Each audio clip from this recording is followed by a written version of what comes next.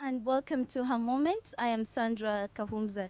Now, today, I want us to briefly be very honest about so many things that happen in society. Many women accept and will say that it's very hard to survive in a male dominated profession.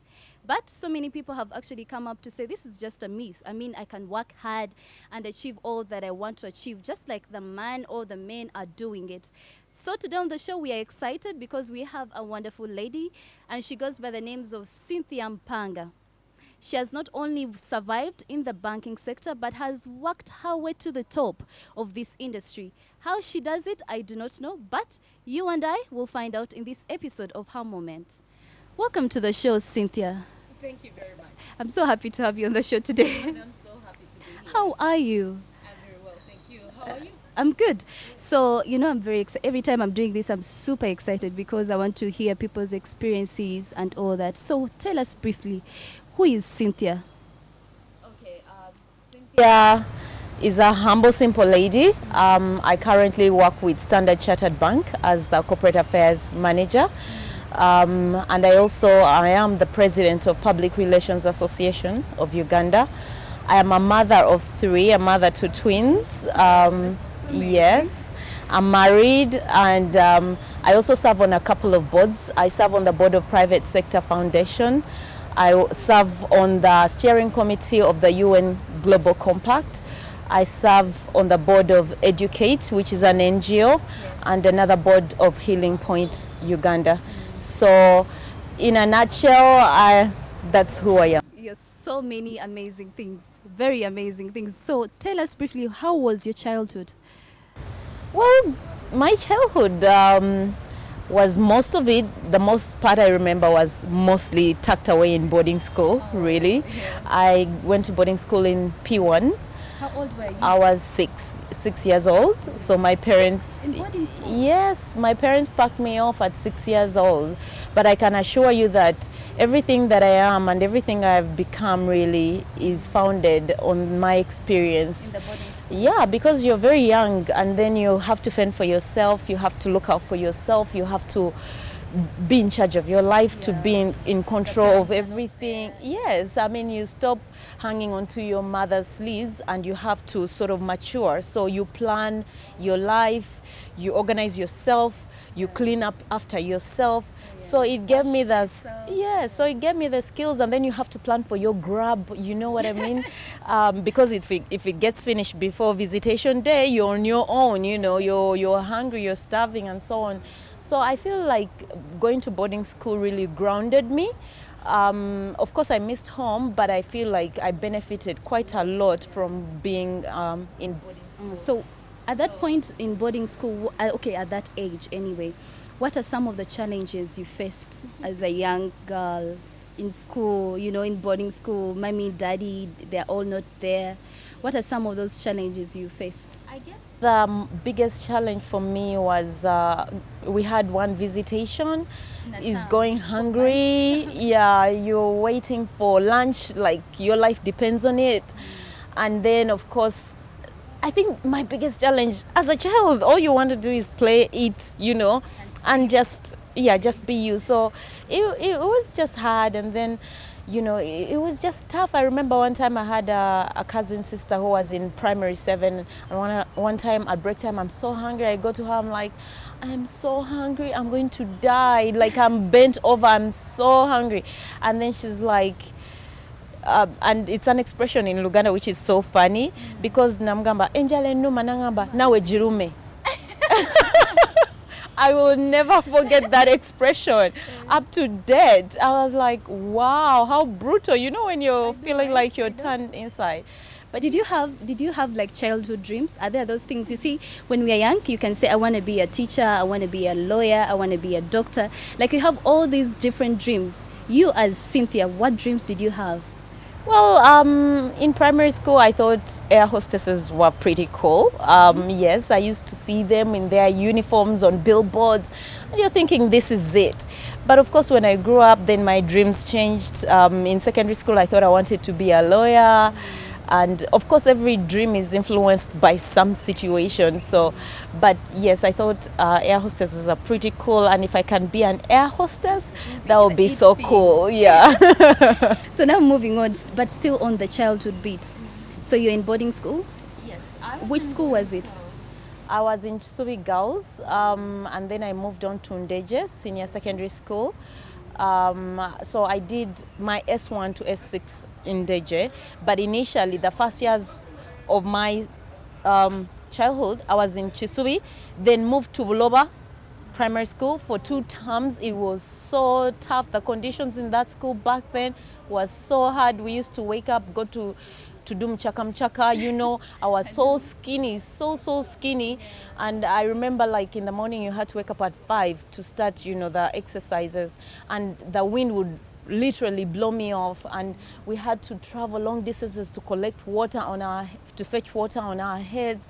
Life was so tough, but I'm telling you, it was tough then, but it prepared me for who I am today, because even if I'm a very easygoing, soft person, I am very grounded within, and I'm not swept over, I'm not easily blown over by winds. I feel like I've been through. Explains why you've managed to, to achieve all that you have achieved right now. Well, to an extent, because I mean, everything we are is influenced by several factors, and part of it is the environmental, our culture, our history, everything we have been. So I've been shaped quite a lot by that experience. So what is that one memory you have of your secondary or high school life? Is there that one special thing that happened? Because high school, you see, in high school, everything happens in high school. From making mistakes to dating to, to failing, to repeating classes, everything happens in high school. Yeah. So for you, were you a prefect in high school? No, I was, one thing I was so good at was debating. I was the best student in literature. I was so good with literature. It's not surprising to most people that I turned out doing the job I do. It's sort of like something I always liked. In high school, I used to write actually for a magazine, and I used to write under a byline, and I had these fans. I used to receive letters and letters from fans, and I so enjoyed that experience. So I also used to write novels. In my school, high school, I would write in 96-page books and then bind them together, and you can't believe it. People were always waiting for the next novel. The problem is people would tear them into pieces, and then everybody's reading a little piece and so on.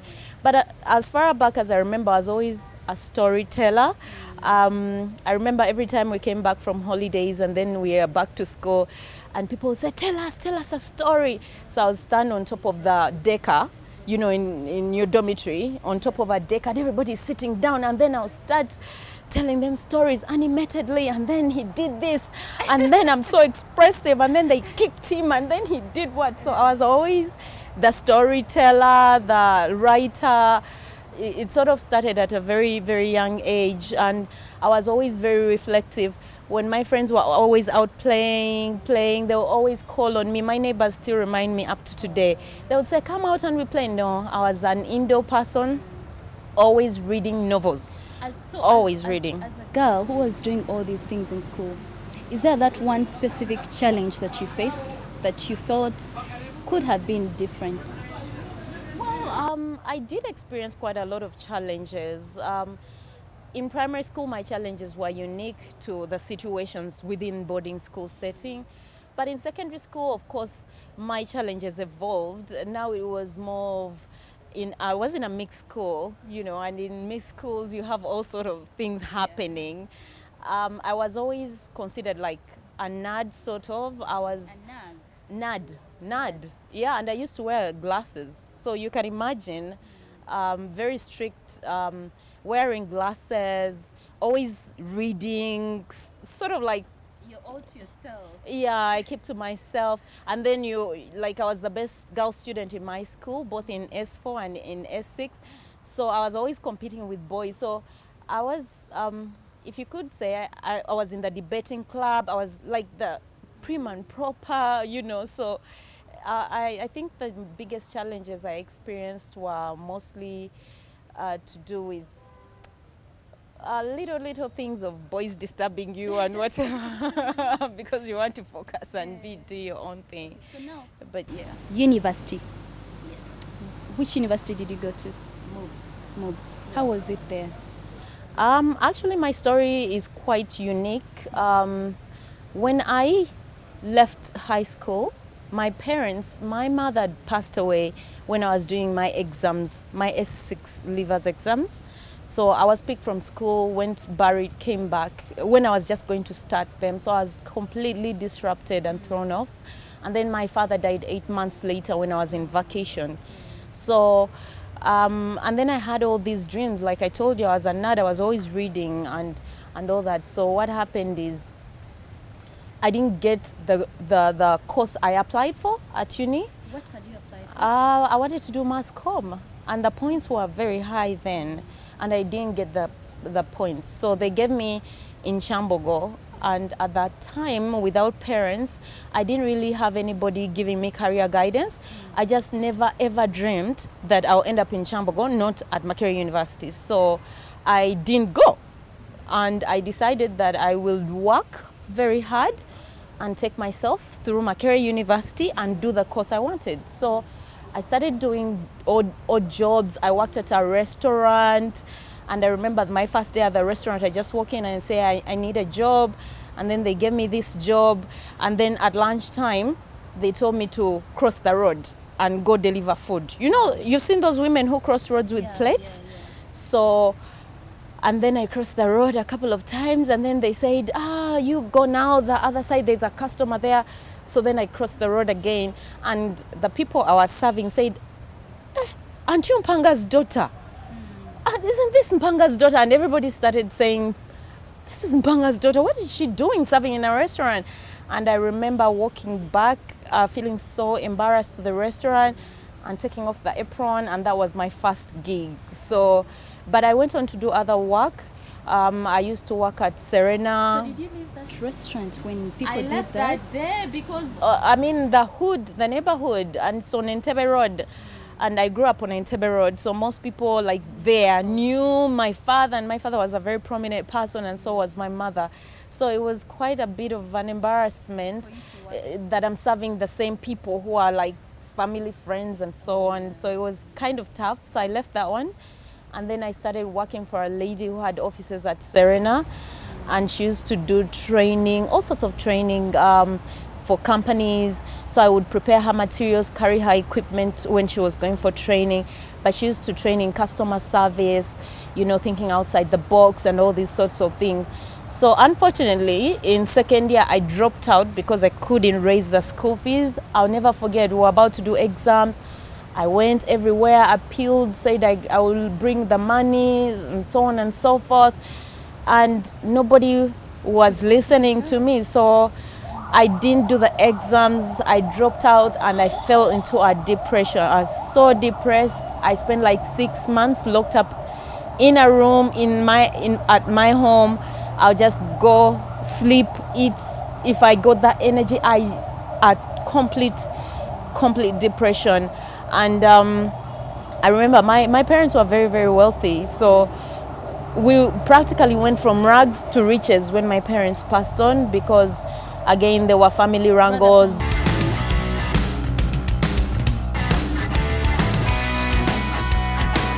Rather from rich to rags. From riches to rags, yeah. So there were family wrangles and all these sorts of things, and property disappears, everything disappears, and somehow I was my mother's firstborn. So, but I do have siblings who are... So talking about you being the firstborn, how many siblings do you have? I have 3 siblings. I'm the only girl with 2 brothers, but I do have my half sisters and brothers, and I have several. We are several of us. We are around 18. spread all across, amazing people. But then growing up, we used to be brought together, but we weren't always staying together. So in this situation, sort of everybody went to their parents. You get what I mean? So me now, I didn't have any parents. So was stuck in the house. So going back to your earlier question, you asked, tell me about uni. So I have an amazing auntie of mine called Harriet Jackson, and I call her my guardian angel. So Harriet Jackson told me, now Cynthia, you've dropped out.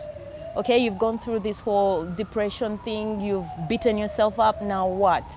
She said, look around for some course, and then I'll pay for you. So I went then Uganda Media Studies, and I studied a journalism course, which was 2 years, and she paid for it.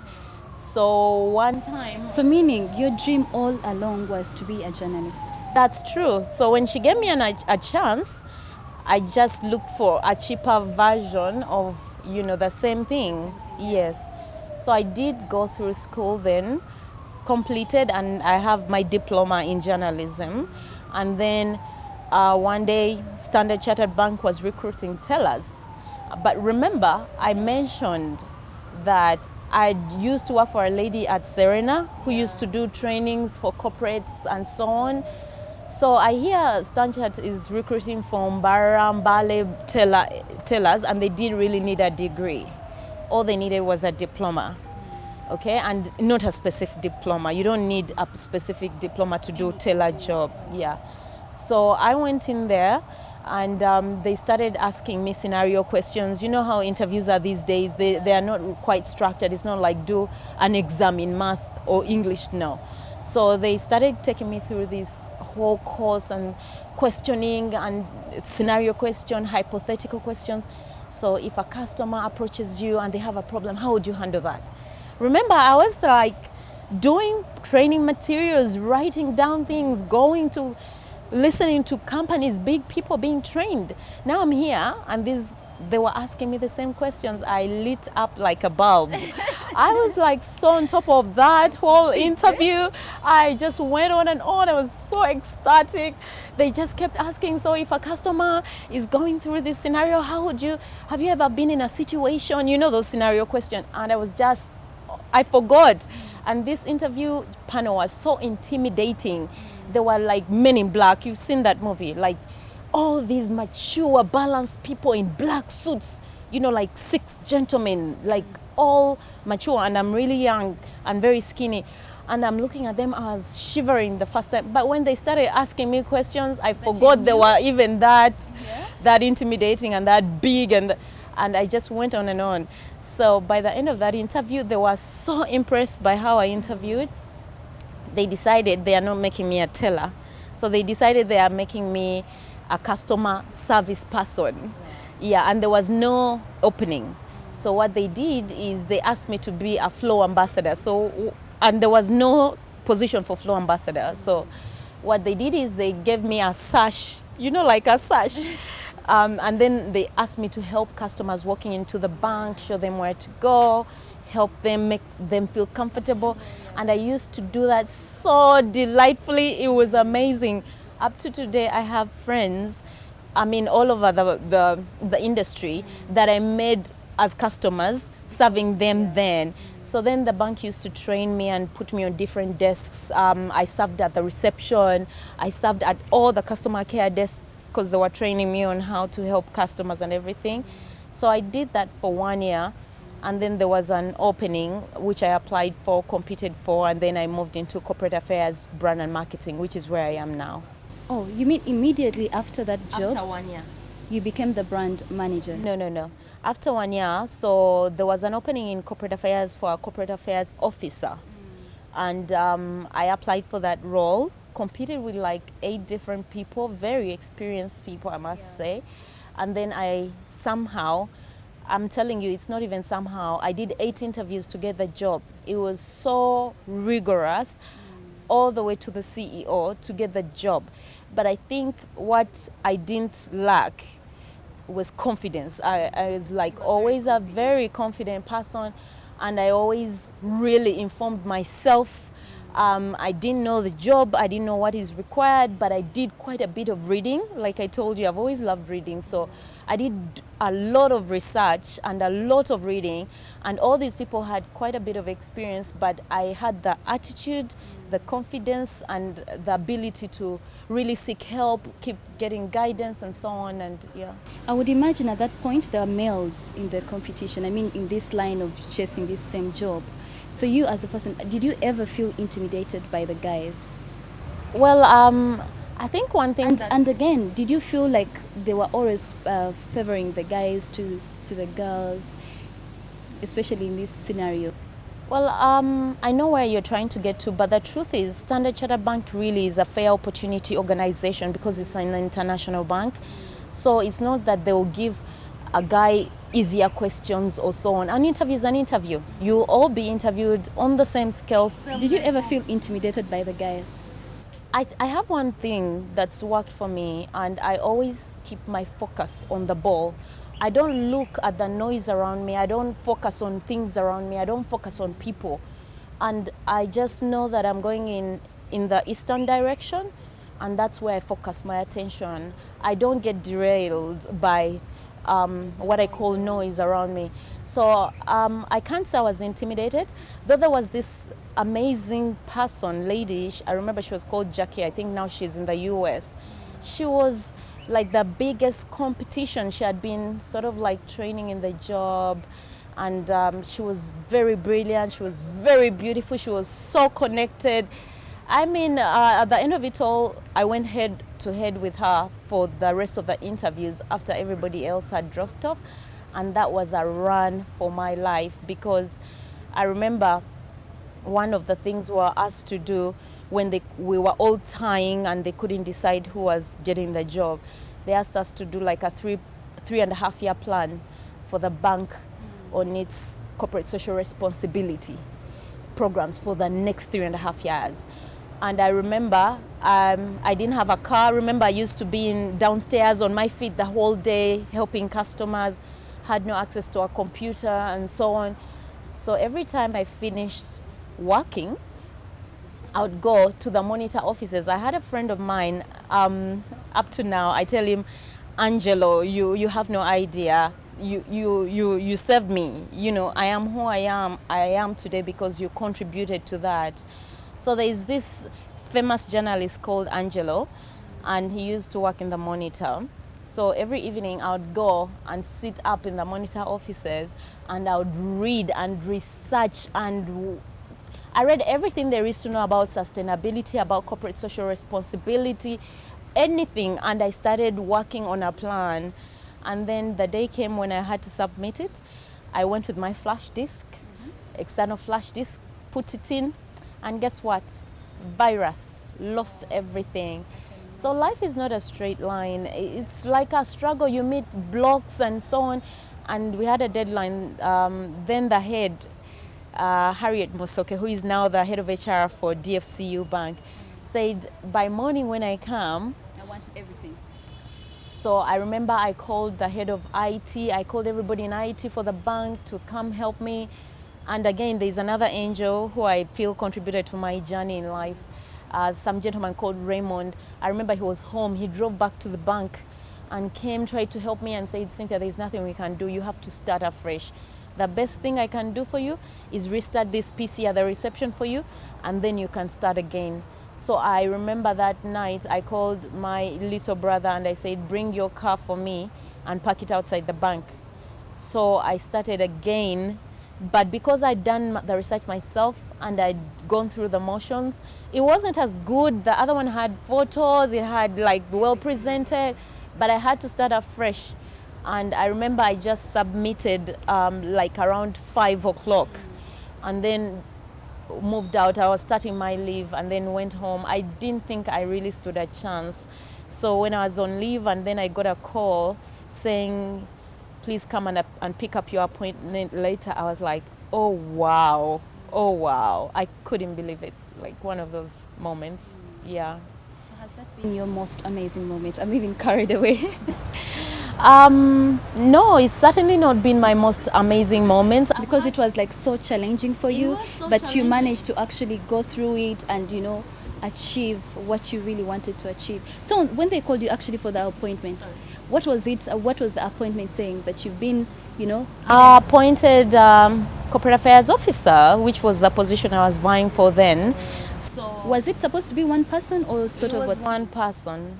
Yeah, there was already a department of one person, so she needed someone else. Yes. So you were the best. And I met all the way. Then the CEO was called David Cutting, a Black American, and I remember meeting him. But going back to your question of whether that was the most amazing moment in my life, I wouldn't say it was. It certainly has contributed so much to who I am, but it wasn't. I guess my most amazing moment in life, if you ask me, was having my children. Yeah. Well, don't talk about children because I don't want to go there now. So moving on with your journey at Standard Chartered. So now you're appointed. You start doing the job.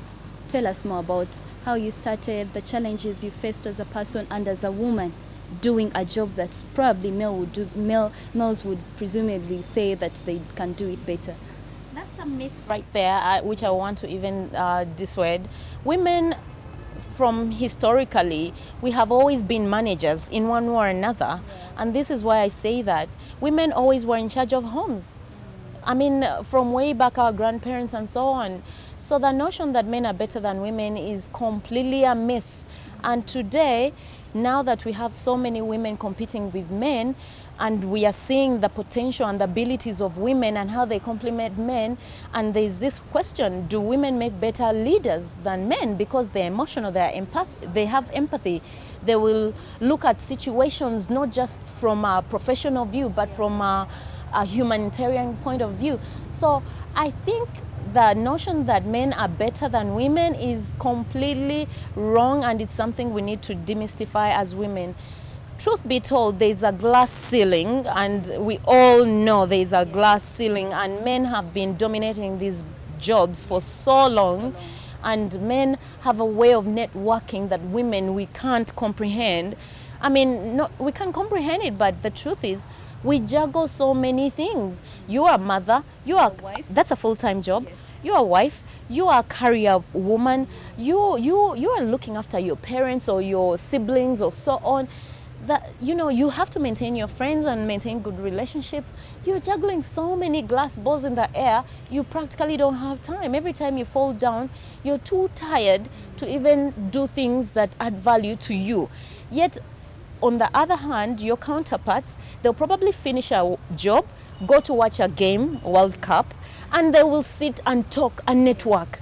You don't have the liberty to do that. And most of these decisions that influence careers and things are not necessarily done in office settings. They are done in social settings. People will have discussions away from the office and discuss what's happening and so on. By the time you come in the boardroom, they are way ahead of you. You know, you are not part of the conversation. You're not part of the team. There's a team, and they get it. You don't get it. You're the outsider looking in. Having said that, your biggest challenge as a person, as the corporate affairs officer at that point, what was that big challenge that you faced? I think my biggest challenge, which is an ongoing concern, because truthfully, life is a journey. It doesn't stop. You don't say that, now I've overcome every challenge, now I'm fine. No. There is no such thing until you get to your destination, and we all know the destination is one. It's a continuous journey. Challenges never stop. They are just unique, and maybe you grow a thick skin. You learn how to manage, to maneuver, to be better. You learn how to make better decisions because you're repeatedly making these mistakes, or you know how to avoid them. But I think for me, the biggest challenge working in a corporate organization is always, you know, the corporate politics, and, you know, the whole, you know, it's a dynamic environment. You know, every organization, no matter even if it's a shop and so on, stakeholder management, the politics within, the hurdles you have to overcome, and, you know, there are all sorts of things. Now, I think in my day job, I handle media relations, and that means I speak for the bank, and that means that you wake up with a headline. I think things that keep me awake at night or give me sleepless nights is waking up to a headline: Standard Chartered Has done this, has failed to do this. Yes, Yeah. and that's where the crisis communication, you go into crisis management mode, because of course my first job is to protect the reputation of this institution. So it's always not a good day when some bad news things, and now today we have fake news that makes it even worse. And I mean, it has so many advantages, but the fake news thing, it's really a problem that I don't know how we are going to overcome. It's a 21st century problem that's come up with digitization. So someone can just wake up and just post something without thinking about it. And then it goes viral, and they're damaging a reputation you've built for 150 years, and they don't even think about the consequences of their actions. And it's okay, they'll hide behind the net because you don't know where it originated from. I find that is a very big challenge. Okay, so most of the women I've talked to, not necessarily on this show, but elsewhere, like in my daily life, they admit that while working or walking their way to the top, they face the challenge of being sort of manipulated by the guys who probably want to sleep with them. Did you ever face such a challenge as a young girl back then? I mean, it's part and parcel. I mean, if you're a woman, naturally you have men get attracted to you. It happens. I think the question is, as a woman, how do you handle that situation? Do you allow it to derail you? Is it by force? And if it's by force, that's sexual harassment. And any organization should protect ladies against, even men are sexually harassed, a lot of them these days. So then the question is there protection? But again, also people knowing their rights. Women today, truthfully... Did you ever have a situation that was close to that? Men hinting on me? Yes. How I handle that? Like trying to really make you uncomfortable in office? Did someone ever do that? No. We have very, very strict rules against that. Not forceful. Someone liking you and trying to make a pass at you, that's like normal. Like, I mean, it's normal, right? It depends, but again, people can see that you're either someone who is approachable and is willing. Somehow women give out those signals. Not always. Sometimes it's forceful and most forceful. But again, if you put your foot down like immediately, but in a subtle, friendly way, because remember, you continue working with these people. And you can't keep living. You just have to be tactical on how you manage. I mean, if it's part of life, do you make enemies? Do you leave all enemies everywhere just because men are hinting on you? They like you. That's not your problem that they like you. Your problem is, do you accept them in your life, and how do you manage that situation? And I think that comes to what we call emotional intelligence. As women, you can't go, even men, you can't go so far if you don't have that emotional intelligence. You cannot actually tell from the signals before even the guy says anything. You can tell that this guy, and you can do certain things, behave a certain way that will sort of push him away. Just show there's a ceiling, there's a glass right there, and you don't, tolerate. I mean, if you're going around flatty, jumping around, dressing funnily, bending up, what will a guy do? So you're encouraging that situation. Having said that, there are many situations where women do not encourage it, and it happens to them. And that's a story for another day. Yeah.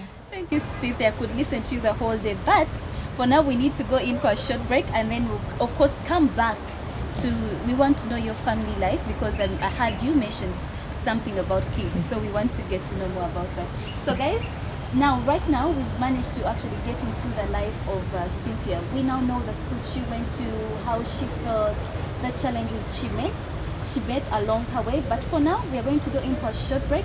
But when we return, we shall go on to understand her life family-wise, when she got married, and also the challenges she has faced and how she has managed to actually overcome them. Stay tuned to